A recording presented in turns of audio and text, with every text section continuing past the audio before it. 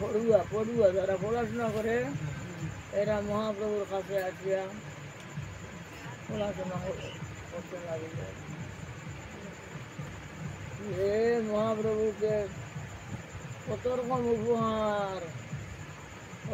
উপহার যে মানুষে এগুলি নিয়ে আসলেন নবদ্বীপে। নবদ্বীপে মহাপ্রভুর মেলা মেলা, মহাপ্রভুর প্রেম বিতরণ আর মূল্য নবদ্বীপে। এদিকে কি হইল, অদ্বৈত হুঙ্কারে গৌরাইলা নদিয়াতে। অদ্বৈত ভাবছেন অদ্বৈত মহাপ্রভুর বহুত বড়। মহাপ্রভুর যখন জন্ম হয় তখন অদ্বৈত প্রভুর 50 বছর।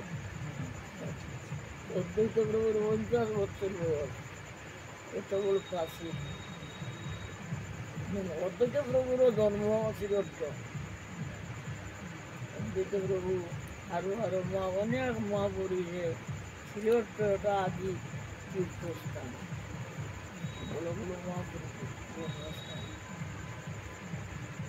অদ্বৈত প্রভু দেখলেন কেউ তো হরির নাম লয় না, বিষয়ে সকলই মুক্ত, কেউ তো হরির নাম লয় না। নেশায় গো লোকের গতি, একবার এসে দেখে যাও কলির জীবের কি অবস্থা, একবার এসে দেখে যাও। এই অদ্বৈত হুঙ্কারে, অদ্বৈতের হুঙ্কার আমি চক্র নিব আর যে হরির নাম নেয় না গলা কাটুরে।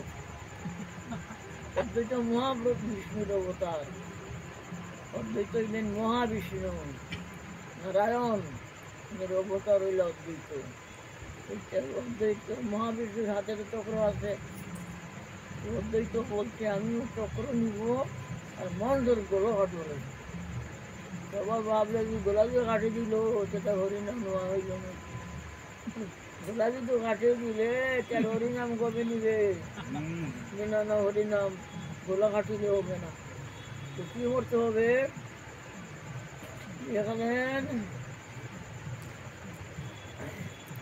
দেখলেন কি তুলসী দলমাত্রেন, কত তুলসী পাতা